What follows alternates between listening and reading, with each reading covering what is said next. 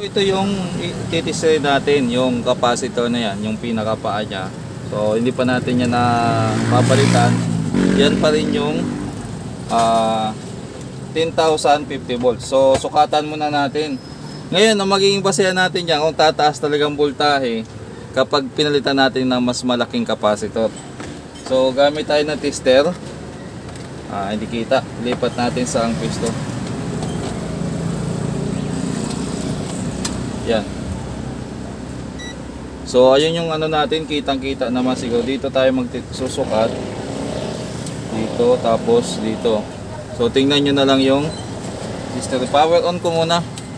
Yan. Ngayon nakasit tayo sa DC volts. Ayan. Sukatan natin muna yung supply ng capacitor. Ayan. 43. Ayan, 43 volts. Sa taas. Negative 43. Balik na ang tester ko. Ayan. 43 tapos 43. Yan. So lapit natin. Kita ba dito? Tanggalin na natin itong sagabal. Ay, hindi pala kita talaga. Ayan. Ayan, para kita talaga. Ayan, 43. Ulitin natin ha. 43, negative 43. Ayan, 43. 43 volts. Gumagana yan. Ayan.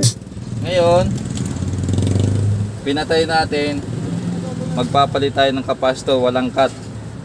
Tatanggalin natin. Ay, yung ano pala, panghinang natin, sasaksak natin. Antayin natin saglit. Papainitin natin yung panghinang. Habang pinapainit, linisan ko muna to. Panghinang natin.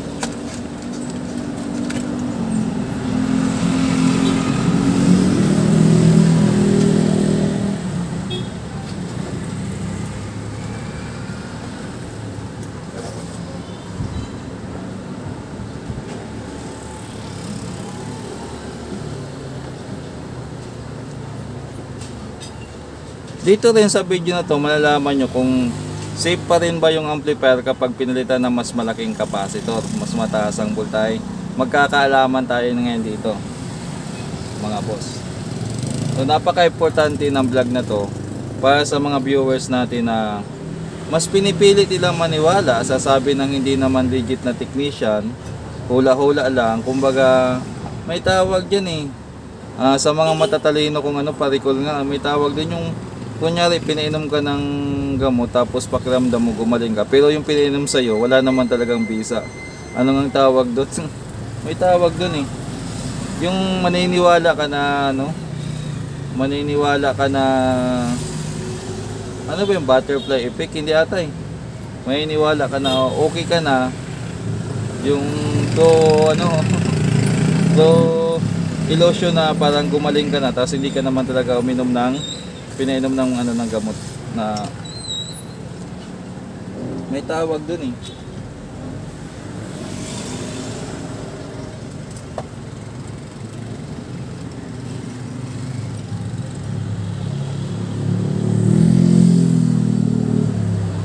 So okay na.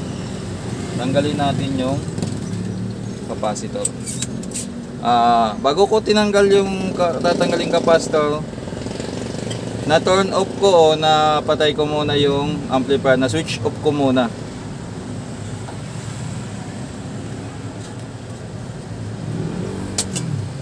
Okay ba itanggal natin? Okay. So ito ay testing lang. Hindi naman natin ikakabit talaga yung capacitor dito na yun, kalas na.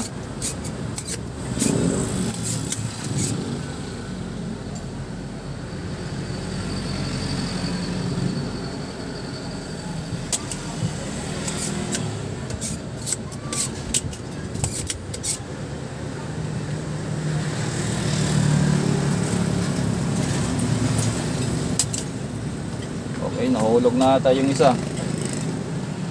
So ito yung capacitor nya, 50 volts. Lagay natin dito. Tatanggalin pa natin itong isa. 50 volts. So kung mapapansin nyo, 80. Laki, no? So subukan natin. Ilagay natin si 80 volts na capacitor.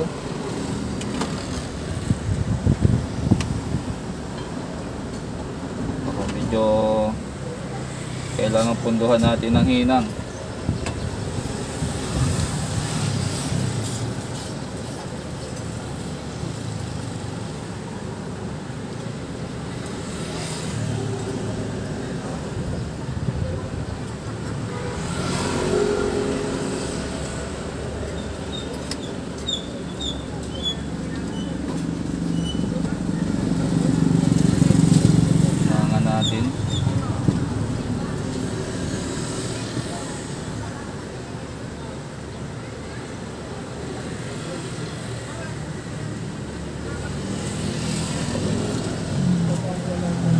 Take note, mas mataas yung price itong capacitor. Pag mas mataas yung value, mas mataas.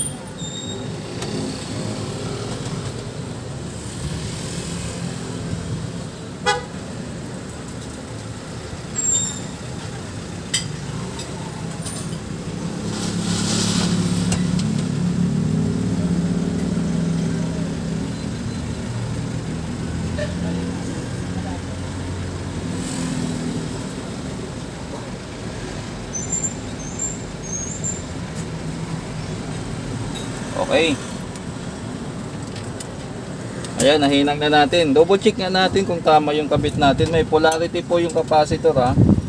So hindi basta-basta magkakabit niyan. May susundan ka dyan positive at saka negative. So naka-ready na yung tester natin. Ayusin muna natin yung camera. Yan. Tapos volume, tester natin. Susukatan natin dito, power on.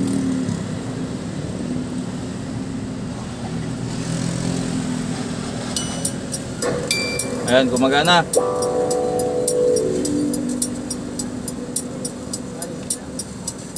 Yan, supply. Hinaan natin yung volume, tapos susukatan natin ngayon. So tandaan nyo, 43 volts yung nasukat natin nung ito yung capacitor na naikabit natin. So tingnan natin kung ano yung mangyayari kapag nilakihan natin ang capacitor.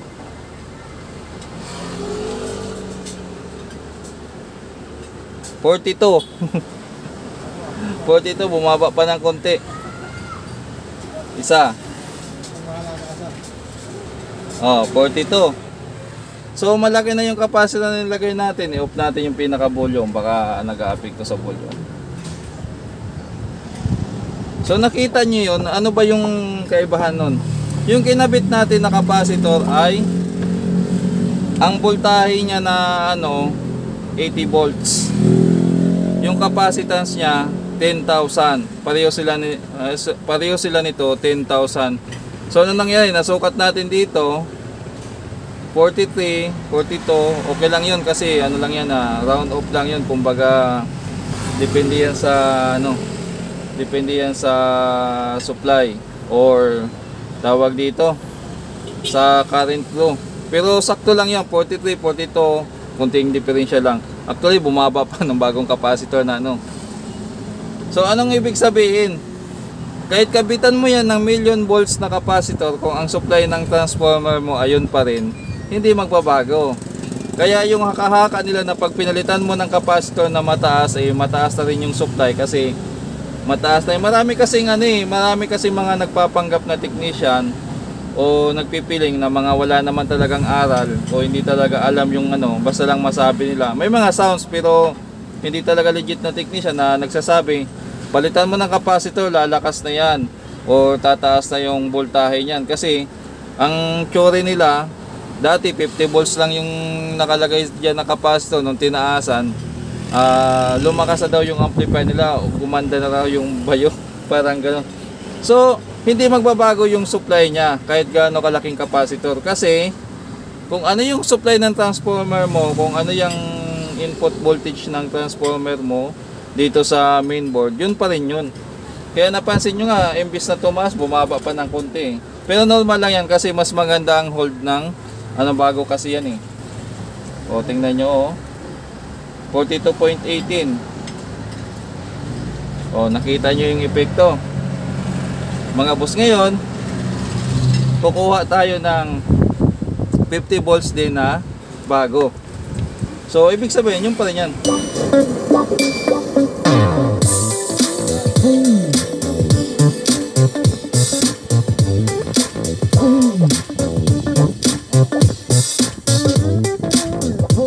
Bumabagsak.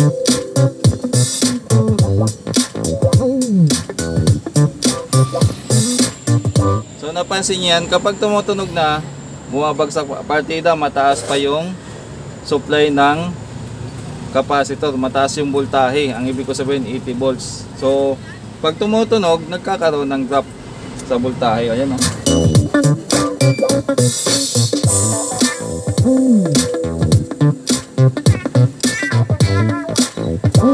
Kita nyo yan?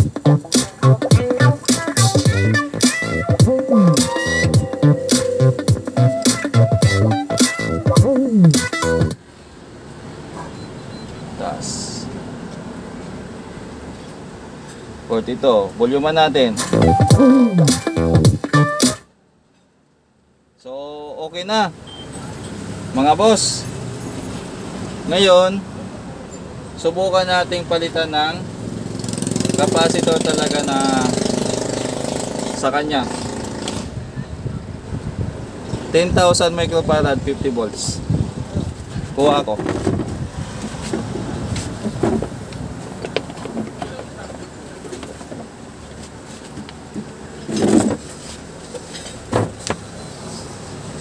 $10,000 microfarad,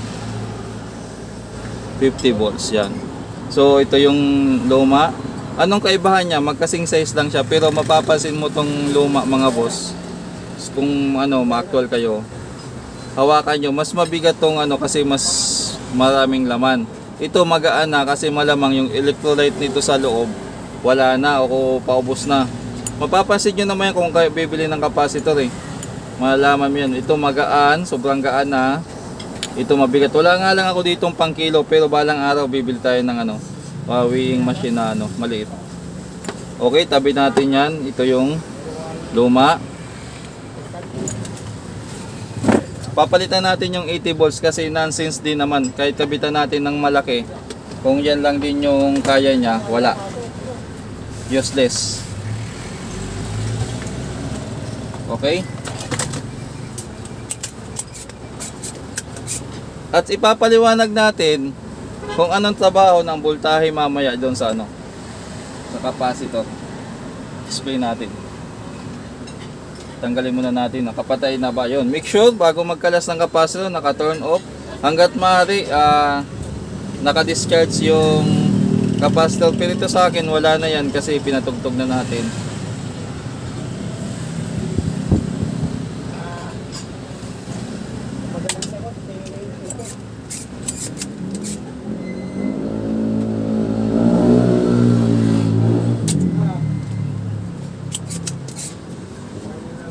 Okay, tanggalin natin pareho.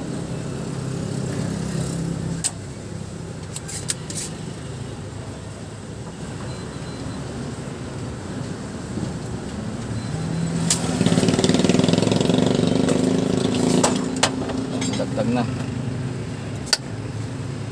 Tingnan natin to. Saka na muna. Ilagay natin tong bagong ano, dalawang 50 yan. Yun nga lang. Pupunduhan ulit natin ng hinang. Asa na ba yung lead ko dito? Ayun, nahulog pa.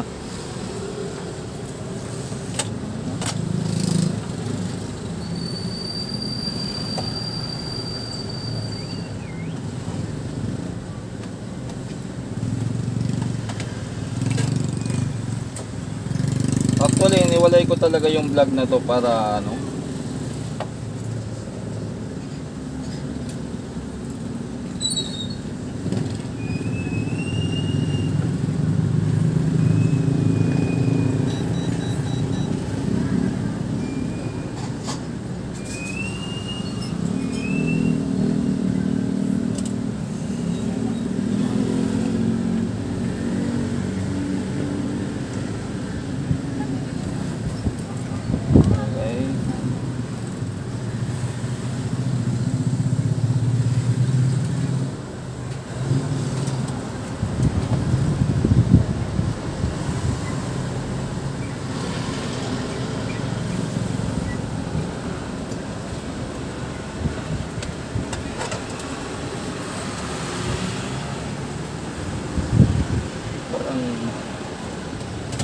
Parang ano ata. Yan.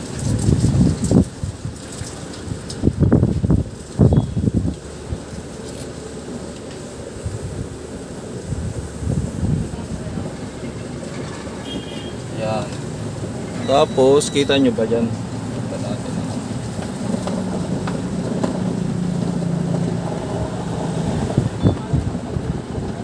Okay.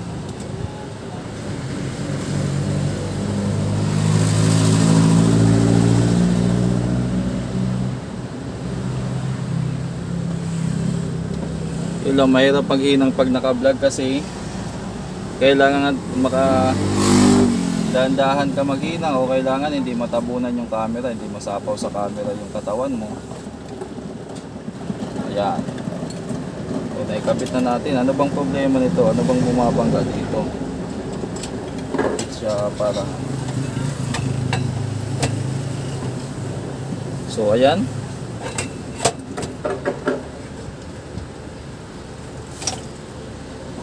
Ulit tayo. Sukatin natin ulit.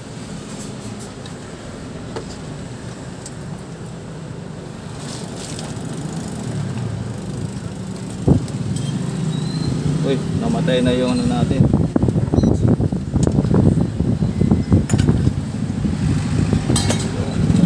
Hindi pa kasi nakakabit yung input doon, nandito sa kabila eh. Power on. Then sukat tayo ng supply. 42 din oh.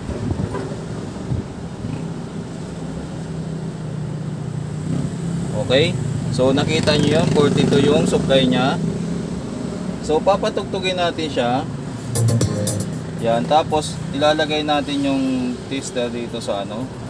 Ayan, nag 43 na siya. Oh, stable na siya.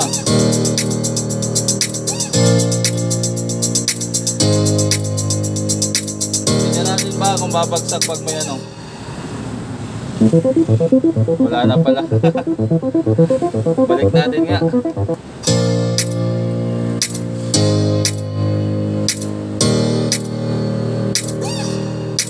$43.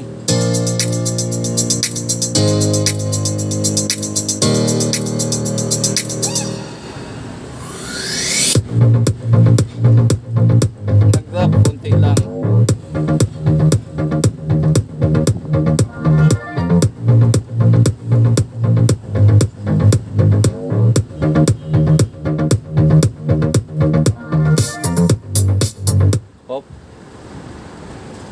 So napansin nyo yun, pag nilagyan mo ng malaking capacitor o mataas ang voltahe, halos wala din, ganun lang din ang effect nya. So pinaka the best dyan na ginagawa ng mga technician, imbis na taasan yung voltahe, kung wala ka namang gagalawin sa transformer, hindi mo tataasan ng voltahe yung transformer, dagdagan mo na lang. So ang mangyayari kasi dyan, pag mas mataas yung capacitance, tandaan nyo mga boss, yung capacitor kasi, hindi lang naman voltahe ang tinitingnan dyan sa mga walang idea.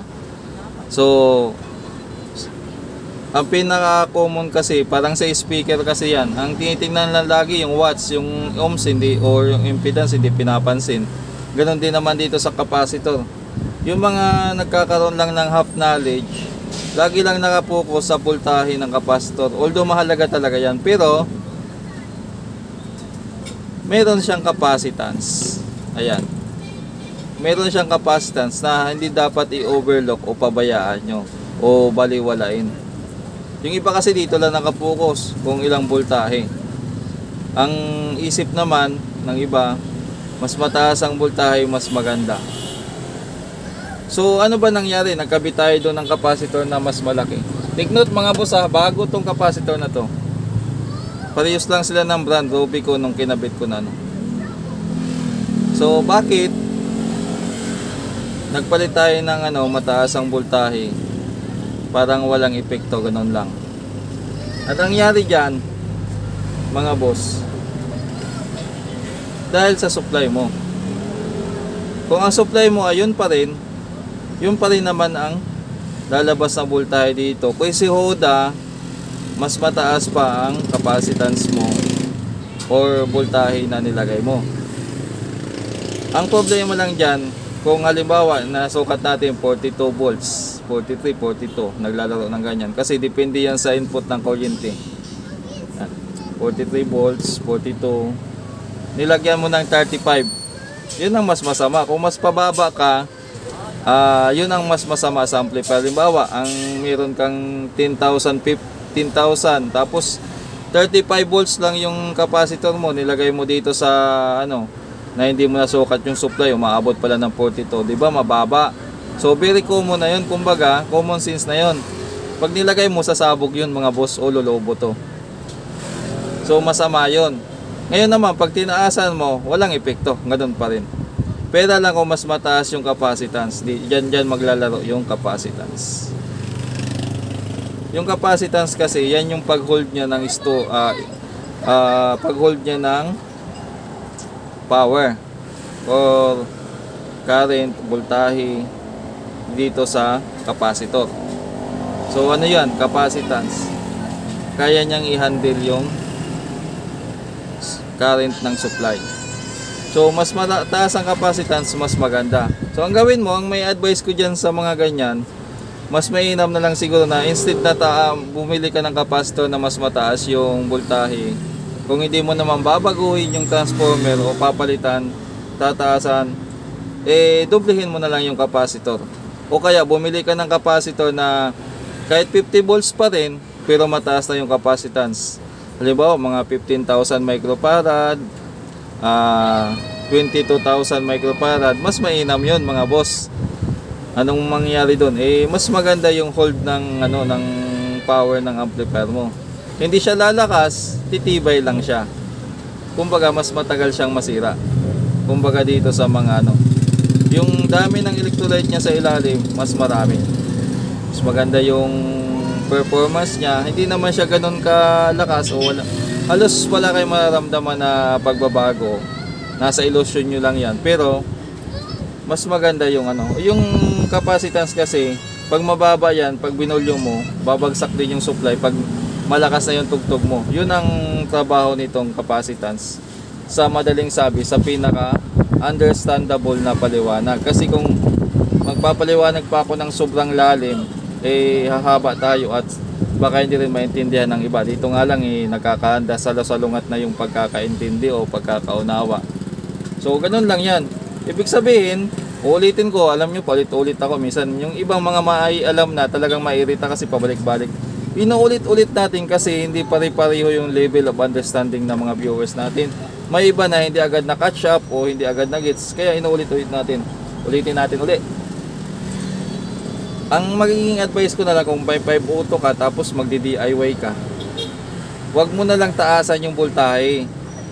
Wala rin mangyayari yun, lalo na kung hindi mo naman babaguhin yung supply. Ang maganda dyan, doblehin mo kung halimbawa 10,050 volts, dalawa, magdagdag ka pa ng dalawa in parallel connection. Ano ba yung parallel? Parang ganito yan. Yan. Negative to negative, positive to positive. Pag ganyan kasi na nagkadugtong yung positive at saka negative, tapos ito yung series yan. Ang mangyayari dyan, bababa yung capacitance mo, tataas yung voltahe. So klaro. Pag dito, pag nakaparallel ka kasi sa capacitor, pag ganyan, stable yung steady yung voltahe mo, tataas yung capacitance mo, madodoble, masasum up yung capacitance mo. So from halimbawa, kunyari ito 50 volts, kunyari lang 50 volts tong malaki. So kung dalawang 50 volts, 10,000. So mga yan, 50 volts pa rin siya. Tapos yung capacitance niya magiging 20,000 microfarad mga boss. Yun ang pinaka dyan, pinaka paliwanagan dyan sa So pinipilit nating maging generic ang paliwanag, mas madaling i-pick up. Kasi kung i-explain natin how those capacitance work, ganito nako, haba ng tapos iilan lang naman ang makaintindi. So ganun lang. Parang mga boss, sa madaling sabi, parang battery lang to. Pag sa battery, di ba sa battery, papaliwanag ko sa inyo, baka mas maintindihan ng iba. Kunyari may battery tayo. ito yung sa battery, di ba? 3.7 volts. Tapos 3,200 milliamp an hour. Yan. So itong 3,200 parang capacitance din yan. So ito yung ina-store niya na ano, kung gaano katagal bago ma-drain yung battery. Yung 3.7 na store niya. Ganon din dito. Sa supply naman kasi sa capacitor, ibig sabihin 50 volts hanggang 50 volts yung kaya niyang i-hold na sa circuit na voltahe. Hanggang 50 volts yung kaya niyang i-hold. Pag sumobra pa sa 50 volts, halimbawa ang supply natin umabot ng 51, 52, mayroon pa yung tolerance na konti, may 5%, ganon. Pag sumobra pa sa threshold niya, halimbawa mga nasa 55 pa 60 na, lulubo na to, sabog na to. So ulitin natin, ano naman yung capacitance? Yung capacitance parang ganon din sa battery, yung nai-store niya na energy. So hanggang 10,000 microfarad yung kaya niyang i-store dito. Parang ganun lang yan mga boss, parang battery lang. Magkaiba lang sila ng konti ng trabaho, kasi hindi talaga nag-i-store ng energy na ganun katagal tulad sa battery. More on ano to filtration pagsala yung capacitor, kaya tinatawag nito na main filter capacitor. Kasi yung DC na dumadaloy dito o nagpapagana sa circuit, hindi minsan nagiging pure DC yan. Mayroong mga distortion o mayroong mga anong tawag dito, may dumi. May dumi, sa madaling sabi, hindi siya ganong malinis na DC talaga. Madali sana kung may oscilloscope, no. Hindi talaga siya malinis na DC yung dumadaloy diyan. Ngayon, kung mas maganda yung capacitor mo na naikabit, mas maganda ang sala at mas maganda yung maintain. So isa sa pinaka-trabaho ng capacitor, yun nga, DC. At the same time, for stability. Habang nagpapatugtog ka, kung walang capacitor yan, yung supply mo magpa-fluctuate, maglalaro. Tataas bababa, tataas bababa, tataas bababa. Pero kung merong capacitor, ang mangyari yan, halimbawa kung 42 volts, steady lang siya sa 42. Kahit volume mo, steady lang siya. Ibig sabihin, maganda yung daloy ng voltahe, current, maganda yung hirap paliwanag sa layman's. Maganda yung daloy ng current, voltahe, stable siya, yung hindi gumagalaw, hindi siya bumabagsak, hindi naglalaro yung voltahe. Ganun po yun. So main filter, pwede rin for stability ng supply, yun ang pinaka-purpose nito mga boss. So kung stable yung supply mo, malinis yung DC mo, maganda ang performance ng amplifier. Kasi pag sira ang capacitor o bad na yung capacitor o may problema ang capacitor, apektado lahat mga boss. Apektado lahat yung supply, kasi lahat yan hindi gagana ng walang supply. Yung mga transistor na yan, yung mga resistor na yan, yung power transistor, pag may problema ang capacitor, apektado yan. Ganun, napakahalaga ng trabaho nito sa amplifier. Kaya mapapansin mo, unang-una na binabago ito. So muli, wag na lang magpapalit ng mataas na voltahe kung wala ka namang babaguhin. Siguro, mas taasan nyo na lang yung capacitance. Yun ang may papayo ko. Kung halimbawa gusto nyo ng mas magandang performance ng amplifier nyo, kung hindi nyo naman babaguhin, taasan nyo na lang yung capacitance, bili kayo na mas mataas. Yun ang mas maganda siguro. Pero kung halimbawa i-upgrade nyo yung transformer, tataasan ng voltahe or obligado ka magtaas ng kasi pag tinaasan mo yung supply dito sa AC input sa transformer, yung pinaka-supply niya na 33 ata to so obligado ka magtaas. Kung gagawin yung 50, so obligado ka magtaas. Pero kung wala, wag niyo na lang palitan ng mas mataas kasi sayang lang din ng pera. At bumili na lang na mas mataas ang capacitance. Yun lang, paulit-ulit tayo. Umaba yung video. Hanggang dito lang, sana naunawaan.